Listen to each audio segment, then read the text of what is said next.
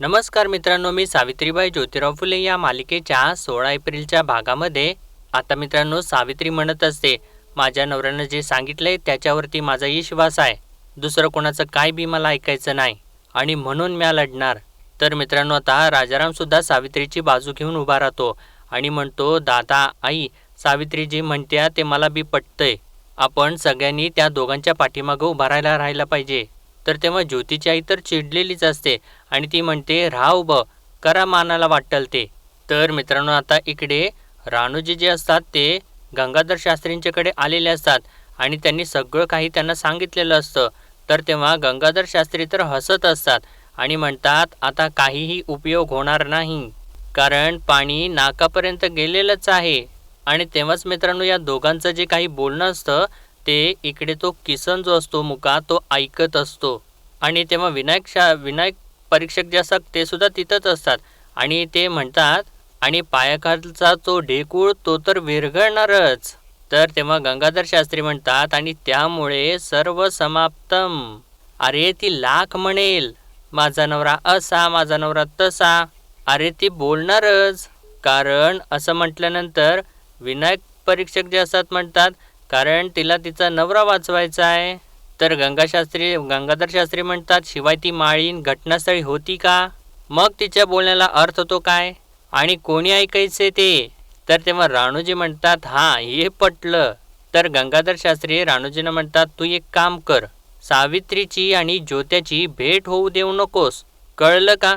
आणि हो, तू सावित्रीवरती पाळत ठेव, तिच्यामुळे त्याचा ठाव ठिकाणा मिळेल आणि तो मिळाला की बाजू मांडायच्या आत ज्योत्याला आपण पकडून देऊ. आणि मित्रांनो यांचा हा जो सगळा काही प्लॅन असतो तो किसनने सगळा काही ऐकलेला असतो. आणि तेव्हा आता राणूजी तिथून निघून जातात आणि किसन सुद्धा आडोशाला लपलेला असतो, तो सुद्धा आता तिथून निघतो. तर इकडे आता मित्रांनो सावित्री आणि सगनव ज्या दोघे असतात ते मोरूपंच्या घरी आलेले असतात. तर तेव्हा मोरू बाहेर येतो आणि सावित्रीला बघितल्यानंतर म्हणतो, वहिनी तुम्ही, नमस्कार. आणि सगुणावला सुद्धा नमस्कार करतो. तेव्हा सावित्री मोरूला म्हणते, तुम्ही यांचं चांगलं मैत्र, तुम्हाला यांच्या बाजूने साक्ष यायला लागल. तर सगुणाव सुद्धा म्हणते हो. तर तेव्हा मोरू म्हणतो, अहो एकदा नाही 10 वेळा येईन आणि याच्यामध्ये ज्योतीची चूक नाहीच आहे मुळी. आणि तो असं सगळं काही बोलत असतो मित्रांनो. इतक्यातच त्याचे वडील जे असतात ते त्याला हाक मारतात आणि म्हणतात, हो आत बघू. तर तेव्हा मोरू म्हणत असतो, पण अहो बाबा. तर तेव्हा त्याचे वडील म्हणतात, एक शब्द बोलू नकोस. तर मोरू परत म्हणतो, अहो बाबा असं का करताय? तर तेव्हा त्याचे बाबा म्हणतात, तो आधी आत हो बघू. आणि तेव्हा आता मोरूचा नाईलाज होतो आणि तो आता आतमध्ये घाबरत जातो. तेव्हा त्याचे वडील या दोघींच्या समोर हात जोडतात आणि म्हणतात, पुन्हा दारावरती येऊ नका, माझी हिंमत नाहीये ब्रह्मवृंदाशी वैर घेण्याची, निघा. तर तेव्हा सगुणाव म्हणते, तुमचा मोरो माझा ज्योतीचा चांगला मित्र आहे. तर त्याचे वडील चक्क म्हणतात, मोरो मेला असे समजा. असं म्हणून या दोघींच्या तोंडावरती ते दरवाजाच बंद करतात. तेव्हा सगुणाव म्हणते, आता काय करायचं? तर सावित्री म्हणते, आता एकच पर्याय आहे, आपल्याला यासनी भेटावं लागल. आणि असं ती म्हणत असते. तर मित्रांनो नेमकं आता इकडे मागे गंगाधर शास्त्रींनी सांगितल्याप्रमाणे राणूजी या दोघींचा पाठलाग करत असतात, म्हणजे सावित्रीचा पाठलाग करत असतात आणि ते तिथेच आडोशाला लपलेले असतात. तर सावित्रीने असं म्हटल्यानंतर सगुणाव लगेचच तिला म्हणते, चल. आणि या दोघी आता पुढे पुढे चालू लागतात आणि राणूजी या दोघींचा पाठलाग करत असतात. आणि इतक्यातच मित्रांनो म्हणजे सावित्री आता एकटीच पुढे चाललेली असते आणि तेव्हा राणूजी तर आडोशाला उभं राहून तिच्यावरती पाळत ठेवत असतात. आणि तेव्हाच आता मित्रांनो किसन जो असतो तो सावित्रीच्या आडवा येतो आणि तिला थांबवतो आणि इशाऱ्याने तिला खुणावून सांगू लागतो, तू घरी जा, घरी जा. आणि तेव्हा तो सगळं काही सांगत असतो, राणूजी तुझा पाठलाग करत आहेत वगैरे, असं तो सगळं इशाऱ्याने सांगायचा प्रयत्न करत असतो. पण सावित्रीला काही कळतच नसतं. ती म्हणते, मला नाही कळत तू काय म्हणतोय. तर तेव्हा किसन परत तिला सांगायचा प्रयत्न करू लागतो आणि तेव्हा सावित्री म्हणते, किसन हे बघ, तू संध्याकाळी घरला ये, आपण तेव्हा बोलू. असं म्हणून ती परत पुढं निघून चाललेली असते. तर तेव्हा किसन परत प्रयत्न करतो आणि परत तिच्या पुढं जाऊन तिला थांबवतो. तर तेव्हा तिला अडवल्यानंतर परत किसन सगळं काही इशारा करून तिला सगळं काही खुणावून सांगायचा प्रयत्न करत असतो आणि तो खूप कासावीस झालेला असतो. तर सावित्री त्याच्यावरती वैतागतेच आणि हात जोडते, म्हणते किसन मला जाऊ देत, मला घाई आहे, असं म्हणून ती परत पुढे निघून जाऊ लागते. आणि इतक्यातच मित्रांनो आता मागे जे राणूजी लपलेले असतात ते तिथून बाहेर येतात आणि किसन तिथेच थांबून तिला अडवायचा प्रयत्न करत असतो. आणि तेव्हाच राणूजी मागून येतात आणि त्याची मानगुटच पकडतात आणि म्हणतात, काय रे सारखं मागं मागं असतोस तिच्या, एवढा का रे तुला पुळका, असं म्हणून जोराची कानाखाली त्याला मारतात आणि त्यानंतर जोरजोराने मारून त्याला जोरानं ढकलून देतात. तर तेव्हा एकजण राणूजींना थांबवतो आणि म्हणतो, अहो दादा काय झालं. तर तेव्हा राणूजी म्हणतात, अहो हेच की आमच्या घरच्या सुनेला आडीव लावो, हाना त्याला, असं म्हटल्यानंतर आता दोघं तिघं जण मिळून त्या बिचाऱ्या किसनला मारू लागतात आणि त्याला काही बोलता येत नसल्यामुळे तो आता गप्प निमूटपणे मार सहन करू लागतो. आणि त्यानंतर त्याच गोष्टीचा फायदा घेऊन बरोबर राणूजी आता सावित्रीचा पाठलाग परत करू लागतात. आणि इतक्यातच मित्रांनो सावित्री जी असते ते वस्तादांच्यापर्यंत पोहोचलेली असते आणि तेव्हा वस्ताद तिला म्हणत असतात, सुनबाई दिवसा ढवळ्या या बाजूला याया नको व्हाय पाहिजे होतं. तर सावित्री म्हणते, मालकासनी भेटायचं होतं, तातडी हाय, असं म्हणून ती हात जोडते आणि म्हणते, अव यांनी त्या गोऱ्या शिपायासनी मारलं त्याबद्दल विचारायचं आहे, कोण साक्ष देईल नाही देईल, त्या जॉन साहेबांच्या मोर मला यांची बाजू मांडता नाही आली तर यासनी अटक होईल हो, आणि मग शिक्षा, असं ती सर्व काही बोलत असते. आणि तेव्हाच मित्रांनो आता ते राणू जे असतात ते सुद्धा तिथे मागे येऊन उभारलेले असतात आणि ते आडोशाला उभा राहून सर्व काही ते दोघांचे बोलणं ऐकत असतात, बघत असतात. तर तेव्हा आता वस्ताद जे असतात ते सावित्रीला अखेर म्हणतात, म्हणजे तिची विनवणी ऐकून म्हणतात, चल ये माझ्या मागं, आणि असं म्हणतात. आणि मित्रांनो तेव्हाच आता त्यांची नजर बरोबर राणूजींना हेरते आणि ते थोडंसं आता परत थांबतात आणि एकदमच म्हणतात, सोनबाई लई दिवस झालं माझी आणि ज्योतीची गाठ भेट नाही. आणि असं त्यांनी म्हटल्यानंतर सावित्रीला तर आश्चर्याचा धक्काच बसतो आणि ती असं म्हणू लागते.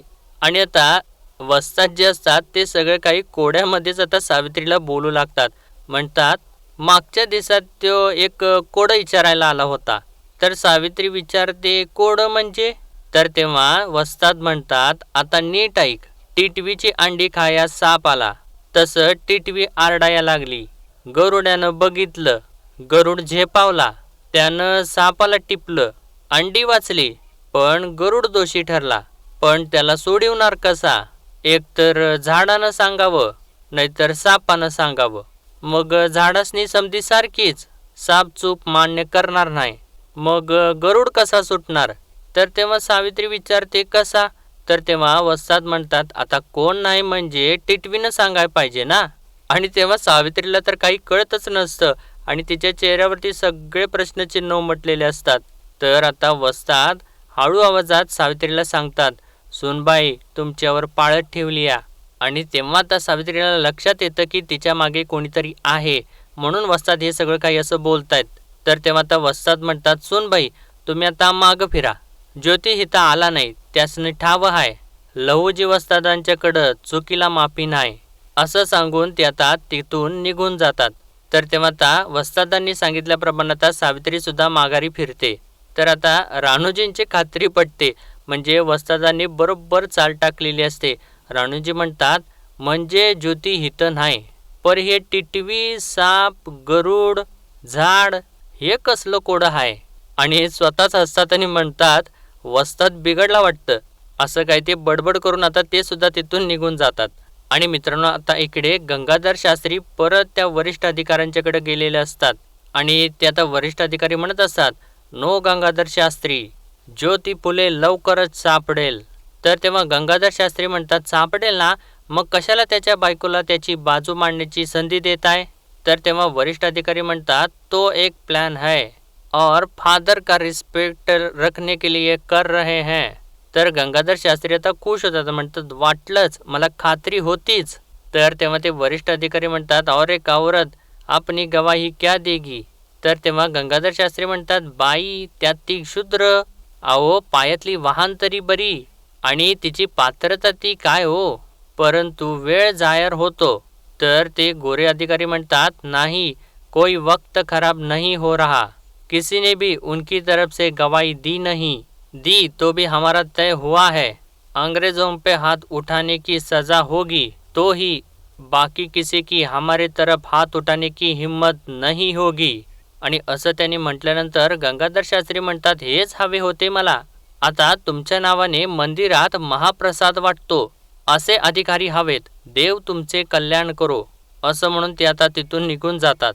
तर त्यानंतर मित्रांनो, रात्रीच्या वेळेला दादा त्या सावित्रीला विचारत असतात, काय झालं धाकल्या सुनबाई, भेट नाही झाली ना ज्योतीची? तर तेव्हा सावित्री म्हणते, नाही नव, फक्त वस्तादच भेटले आणि ते म्हटले तुझ्यावर पाळत आहे, निघ म्हणून. तर तेव्हा राजाराम म्हणतो, एवढंच म्हणायचं होतं की ज्योती भेटला असता तर एखादा धागा घावला असता. तर तेव्हा सावित्री म्हणते, अव कसला धागा, उलट वस्तादांनीच मला एक कोडं टाकलं. तर तेव्हा पार्वती म्हणते, कोडं? कसलं कोडं टाकलं व तुम्हासनी? तर तेव्हा सावित्री म्हणते, अव ते काहीतरी म्हणत होतं की अंडी खाया साप आला. हे बघून टिटवी ओरडायला लागली. गरुडानं पाहिलं, गरुड झेपावला, सापाला टिपलं, यात अंडी वाचली. अहो पण गरुड दोषी ठरला. आता गरुड कसा सुटणार? आता साप तर काही चूक मान्य करणार नाही आणि झाडाझुडपांना समधी सारखीच. म्हणलं एकदा झाडाला सांगावं नाहीतर सापाला सांगावं, पण साप चूक मान्य करणार नाही आणि झाडाझुडपांना समधी सारखेच, मग गरुड सुटणार कसा? आणि असं तिने सांगितल्यानंतर आता कोणालाच काही कळत नसतं की हे कसलं कोड आहे. आणि सावित्री सुद्धा म्हणते, मला तर काय बी कळत नाही, काय म्हणत होतं वस्ताद? गरुड, साप, टिटवी, मालक. आणि असं तिने म्हटल्यानंतर, मालक असं म्हटल्यानंतर तिच्या लक्षात येतं आणि तिला आता परत वस्तादांचे शब्द आठवू लागतात. आणि तेव्हा वस्ताद बोलत असतात, सगळं काही कोडं घालत असतात. टिटवीची अंडी खाया साप आला, मग टिटवी आरडाया लागली. गरुडानं बघितलं, गरुड झेपावला, त्यानं सापाला टिपलं, अंडी वाचली, पण गरुड दोषी ठरला. पण त्याला सोडवणार कसा? टिटवीनं सांगायला पाहिजे ना. आणि आता ते सगळं काही आठवल्यानंतर सावित्री इतकी खुश होते आणि एकदमच म्हणते, आऊ आऊ, गरुड म्हणजे मालक आणि ती टिटवी म्हणजे बाई, गोरा शिपाई, शिपाई म्हणजे साप आणि झाडं झुडं म्हणजे ती माणसं. आणि तेव्हा असं ती सगळं काही सांगत असते. तर ज्योतिच्याई म्हणते, अगं सुनबाई, आम्हाला समजलं असं सांग की. तर तेव्हा पार्वती सुद्धा म्हणते, होय की. तर तेव्हा सावित्री म्हणते, अव आता साक्ष देणार कोण? झाडझुडं बोलणार नाहीत, त्यांना वाचा नाही, मग गरुड कसा सुटणार? कोण बोलणार? तर टिटवी, टिटवी बोलणार. अव टिटवी म्हणजे ती बाई. आणि आता सावित्रीने असं म्हटल्यानंतर आता सगळ्यांना सगळं काही समजतं, म्हणजे एकदमच सगळ्यांच्या डोक्यात प्रकाश पडतो. तर सावित्री पुढं म्हणते, आणि साप म्हणजे ते गोरे शिपाई. आणि म्हणते, छेड काढणारी बाई बोलणार आणि माझा गरुड वाचणार. आणि म्हणते, सुटलं, वस्तादांचं कोड सुटलं. तर तेव्हा तिला खूप आनंद झालेला असतो. आणि सगुणाव सुद्धा म्हणते, बरं झालं बाई, कोड सुटलं. काही कर सावित्री, पण माझा गरुड घरी आला पाहिजे बघ. तर तेव्हा सावित्री हो असं म्हणून मान हलवते आणि म्हणते, त्या बाईला शोधाय पाहिजे. आणि राजारामला म्हणते, अण्णा तुम्ही याल का माझ्या संग? तर तेव्हा राजाराम सुद्धा लगेच म्हणतो, होय चल. आणि आता हे दोघे चाललेले असतात आणि सावित्री परत थांबते आणि पार्वती जवळ जाऊन म्हणते, ताई साहेब, एक सांगायचं होतं. आप्पा काका पाळतीवर आहेत, तुम्ही एक करा. असं म्हणून तिच्या कानामध्ये सगळं काही प्लॅनिंग सांगू लागते. आणि ते ऐकल्यानंतर पार्वती सुद्धा खुश होते आणि सावित्रीला म्हणते, वय वय, आणि तुम्ही सांभाळून जा. आणि असं मित्रांनो, आता हिचं सगळं काही प्लॅनिंग होतं.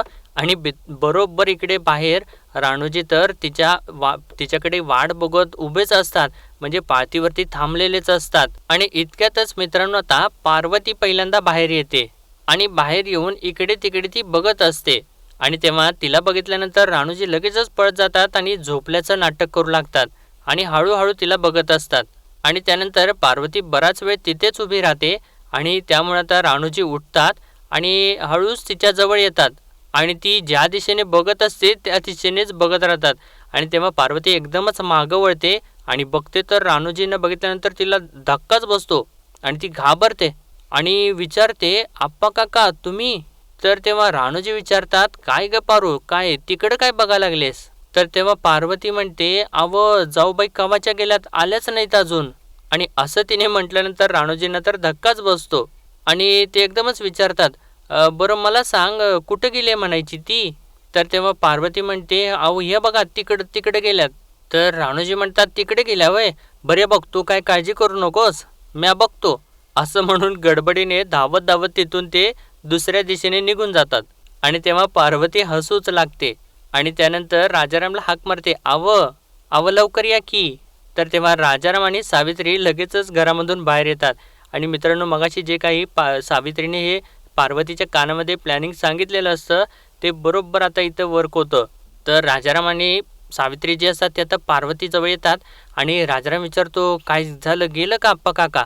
तर तेव्हा पार्वती म्हणते, वय गेलं गेलं आणि तुम्ही निघा आता लवकर. आणि तेव्हा सावित्री लगेचच जाऊन पार्वतीला मिठी मारते. तर तेव्हा राजाराम म्हणत असतो, अगं हे चल लवकर. आणि असं म्हणून ते दोघे सुद्धा लगेचच तिथून धावत निघून जातात. तर पार्वती देवालाच हात जोडते, म्हणते, देवा विठ्ठला विठ्ठला रक्षण कर रे बाबा. आणि त्यानंतर मित्रांनो, आता हे दोघे सुद्धा त्या बाईच्या घराच्या बाहेर पोचतात. तर राजाराम आता आवाज देतो, कोण आहे का घरात दादा? तर तेव्हा आता एक जण बाहेर येतो आणि तेव्हा राजाराम त्याला रामराम असं करतो. आणि तेव्हा तो विचारतो, कोण तुम्ही? तर तेव्हा ती बाईसुद्धा बाहेर येते. तर तेव्हा सावित्री तिला बघितल्यानंतर म्हणते, तू हौसा का गं? तर तेव्हा ती म्हणते, हो मी, पण तुम्ही कोण आहे? तर तेव्हा सावित्री म्हणते, अगं तेव्हा त्या बाजारात काही इंग्रज अधिकाऱ्यांच्यापासून तुझा जीव वाचवला ते माझं मालक आणि तुझ्याच शोधात होते बघ मी. काय सांगू तुला, तुझा जीव वाचला ह्यांनी त्या इंग्रज अधिकाऱ्यांच्यावरती हात उचलला म्हणून यासनी अटक होणार आहे. आणि ते जे काही घडलेलं असतं ते सगळं काही सावित्री आता त्या दोघांना सांगू लागते. आणि ते ऐकत असताना या दोघांना तर धक्काच बसत असतो. आणि त्यानंतर आता तसं सांगितल्यानंतर साक्ष द्यायसाठी हे दोघं विनवण्या करू लागतात. आणि तेव्हा तिचा नवरा नाही नाही असं म्हणत असतो आणि दोघं सुद्धा हात जोडून सांगत असतात. तर सावित्री आता म्हणते, पर ते तुला दया दाखवायला गेले, पर आता तूच जर त्यांच्या बाजूने उभी राहिली नाहीस, तू जर साक्ष दिली नाहीस तर त्यासनी लई मोठी शिक्षा होईल. म्या विनंती करते, म्या हात जोडते, म्या पदर पसरते तुझ्या दारात, असं ती आता रडत रडत सांगू लागते. आणि तेव्हा ती बाई पुढे येते आणि सावित्रीला म्हणते, नका नका हात जोडू नका ताई, म्या साक्ष द्यायला तयार आहे. आणि मित्रांनो, तेव्हा चक्क तिचा नवरा हौसा असं जोराने ओरडतो आणि तिला मागे खेचत त्याच्या कानाखालीच मारतो. आणि ते बघितल्यानंतर सावित्रीला तर खूप मोठा धक्का बसतो. तर राजाराम ओरडतो, अहो काय करताय? तर तेव्हा तिचा नवरा म्हणू लागतो, हे बघा दादा, हे बघा ताई, मी तुमच्या पाया पडतो. अहो तुमचं लई उपकार झाला आमच्यावर. अहो हातावरचं पोट आमचं, आम्हासनी नका यात ओढू, निघा तुम्ही. तर तेव्हा सावित्री म्हणते, अहो तुम्ही पोटाचं घेऊन बसलाय, पोटाचं काय हो, ते कुठं बी कधी बी भरता येईल. पर हौसा, अगं तुझी इब्रत राहिली नसती. आणि हा यो आता तुझा स्वतःला नवरा म्हणतोय ना, जर तुझी आबरू गेली असती तर त्यानं तुला घरात तर घेतलं असतं का ग? हे धावून गेले म्हणून तुमचा आज संसार वाचला, विसरू नका. अहो यांचा हाकनाक बळी जाणार आहे त्याच्यामुळे. अहो अशानं उद्या बाईची आबरू वाचवायला कोणी बी धावून नाही जाणार. लई आशेनं आलो तो बघा तुमच्याकडं. असं म्हणून ती रडत रडत हात जोडते आणि म्हणते, येतो आम्ही. असं म्हणून आता हे दोघे तिथून निघून जातात. तर मित्रांनो, आता दुसऱ्या दिवशी सकाळी जॉन साहेबांनी त्या वरिष्ठ गोऱ्या अधिकाऱ्याला बोलावून घेतलेलं असतं आणि तो आता जॉन साहेबांना म्हणत असतो, sir we necessary our time, let me take action. तर तेव्हा जॉन साहेब म्हणतात, please officer give me some time. आणि ते सारखं सारखं आता घड्याळाकडे बघत असतात. आणि तोपर्यंत मित्रांनो, आता इकडं राणू जे असतात ते गंगाधर शास्त्रींच्याकडे आलेले असतात. आणि गंगाधर शास्त्री त्यांना म्हणत असतात, शब्बास राणू, तुझी मेहनत मी नक्कीच लक्षात ठेवेन. तर तेव्हा राणूजी म्हणतात, बघा सावित्रीची आणि ज्योत्याची आणि वस्तादांची भेट होऊ दिली नाही आणि त्या मोरोबा वाळवेकरच्या बापाला बी अगोदरच तंबी दिली की मोरू साक्षीला आला तर अडचणीत येशील म्हणून. आणि सावित्रीचा ठाव ठिकाणा सांगाया पारू हायच की, फक्त तिला साळसूतपणानं विचारायचं.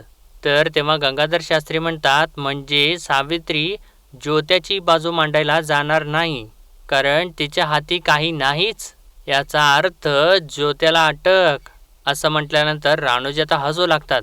तर गंगाधर शास्त्री आता त्यांना शांत बसायला सांगतात आणि इशाऱ्याने जायला सांगतात. तर राणूजी आता तिथून निघतात. तर आता इकडं हे गोरे इंग्रज अधिकारी वरिष्ठ जे असतात ते वैतागलेले असतात आणि ते उठून उभे राहतात आणि जॉन साहेबांना म्हणतात, enough now father, please tell me to relief now. तर तेव्हा जॉन साहेब म्हणत असतात, sir please wait, Savitri will come. तर तेव्हा ते वरिष्ठ अधिकारी म्हणतात Savitri will not come, I shall take my leave, असं म्हणून ते चाललेले असतात.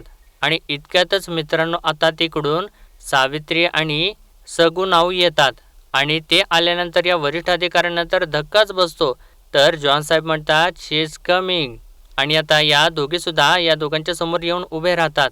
आणि तेव्हा सावित्री चक्क हात जोडून त्यांना गुड मॉर्निंग करते. आणि ते ऐकल्यानंतर ते वरिष्ठ अधिकारी म्हणतात इंग्लिश, ओके गुड मॉर्निंग. आणि ते विचारतात यू नो इंग्लिश. तर तेव्हा सगुणाऊ म्हणते वैजी, आमचा ज्योती 7वी पास झालाय ना, इंग्रजी बोलतो, त्याचं ऐकून ऐकून बोलते ती. तर तेव्हा ते वरिष्ठ अधिकारी म्हणतात पण मग असा माणूस असा गुन्हा करू शकतो, अनबिलिव्हेबल. आणि एकदमच रागात म्हणतात अरेस्ट होणार. आणि त्यांनी असं ओरडल्यानंतर या दोघींना तर धक्काच बसतो. आणि सावित्री म्हणते अव साहेब पण यांनी काय बी चुकीचं नाही केलं बघा, शपथ घेऊन सांगते. तर तेव्हा ते वरिष्ठ अधिकारी म्हणतात यू मिस्टेकन, तो तालमीत जातो. तर सावित्री म्हणते अहो पण साहेब यांनी तुमच्या माणसांना मारलं, ते त्यांनी भर रस्त्यात एका बाईची छेड काढली म्हणून मारलं.